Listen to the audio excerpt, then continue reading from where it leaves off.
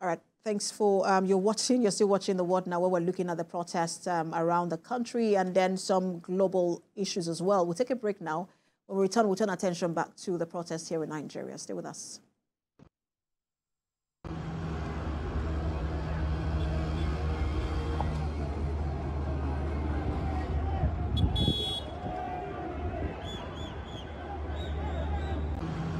What we're asking for is for more jobs to be created first, and also for a people's-friendly constitution.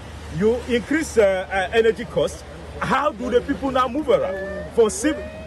In Cross River State, the minimum wage was increased to 40,000. It has not been implemented. You are asking for, you are now saying, no, the 70,000 minimum wage has been signed into law. The question is, what can it actually afford for a family of 6? The system in which government imply upon us is ineffective, and it is very harmful to us. What we need is, we need a new strategy. We need a new system of government that will be very effective to us, that we will know we have some people who are there in the arms of power that are representing us. Our social institution has been perverted into corruption. The political leader, the religious leader, our preachers, they are all going to the political leaders and collect the bribery. They should just go and start preaching to us that we should not organize any protest. We don't want by camera. We just want the legislative, which is a legislature, and we want it to be a part-time. It is not necessary for them to go in four times in a month or 5 times in a month and take what is even more than what a professor can earn in a year. All we are saying is this: if they want to stop the rally, the protest, they should arrest the hunger in the nation, because it's growing. Very soon now it will get to farm. When people go to farm, they will farm, it will not grow.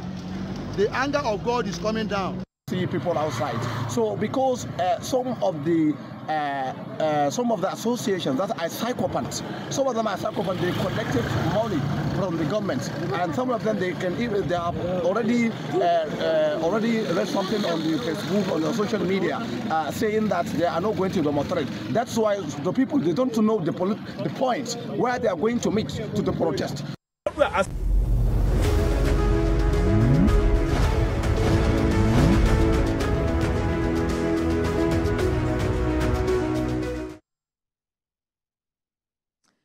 Let's now speak with our senior correspondent who has been covering the security angle of this protest, Ivy Kanu. She joins me in the studio. Ivy, you've been with the security personnel all day covering, this protest and their response to the protest.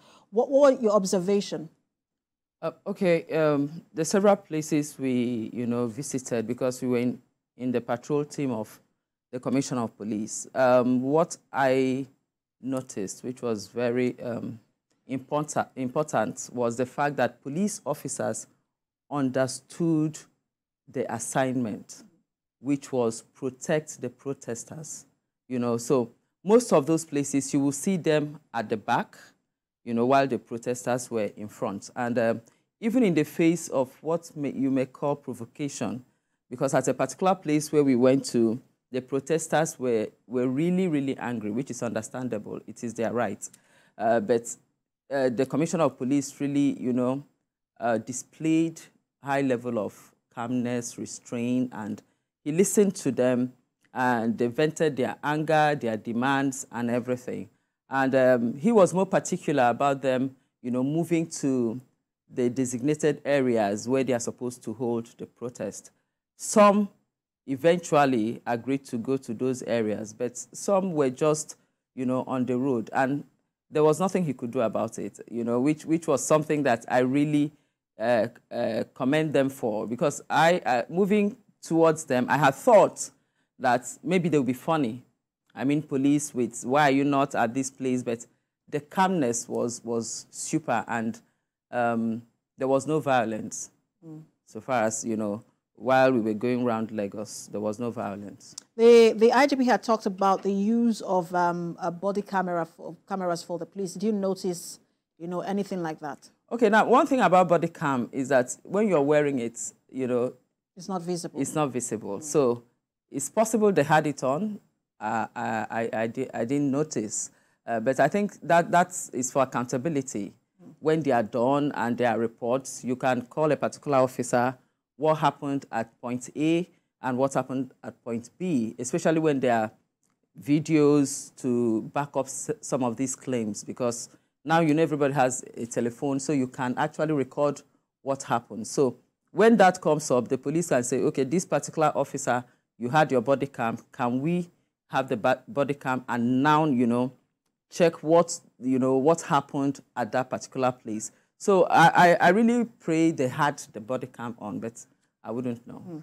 And we're bringing the conversation back to Ivy Kanu, who is a senior correspondent covering the security angle of this protest in Lagos.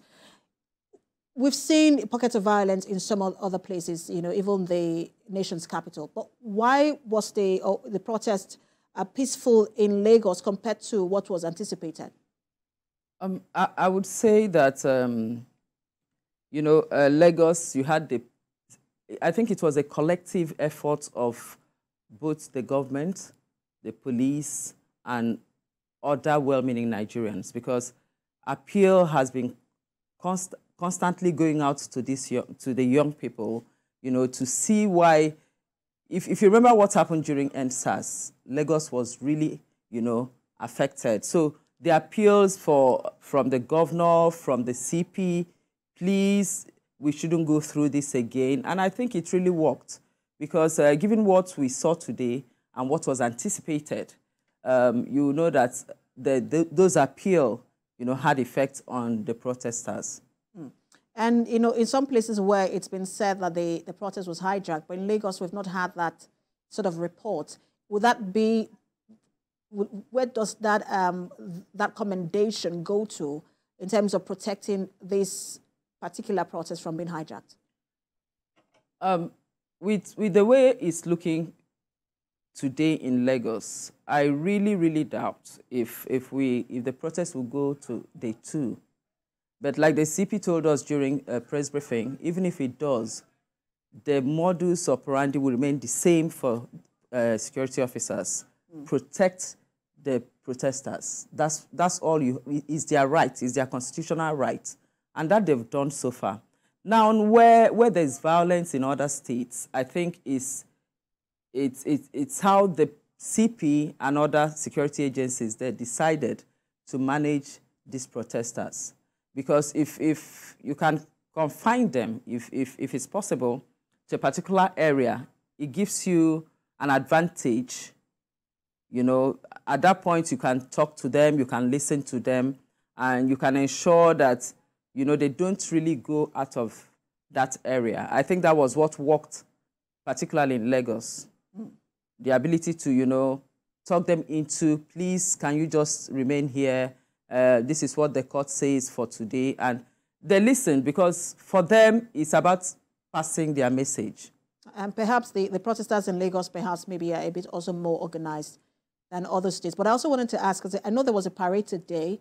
Did that have anything to do with the protest? Oh, no, the parade in the morning, it was, we're told that at about 1 a.m., today, the police had a distress call from Mushin area of Lagos. The tactical team from Surulere, rushed down to the area, and they were able to pick up 16 suspects, which that was paraded this morning, and different caliber of arms were recovered from them. So that's a separate incident? A separate incident entirely. Okay. All right, thank you so much, Ivy Kanu. I know that you have much work to continue to do, even as this protest continues, whether today or, in the next 10 days, as the protesters have stipulated. Thank you for your time. Our senior correspondent, Ivy Kanu.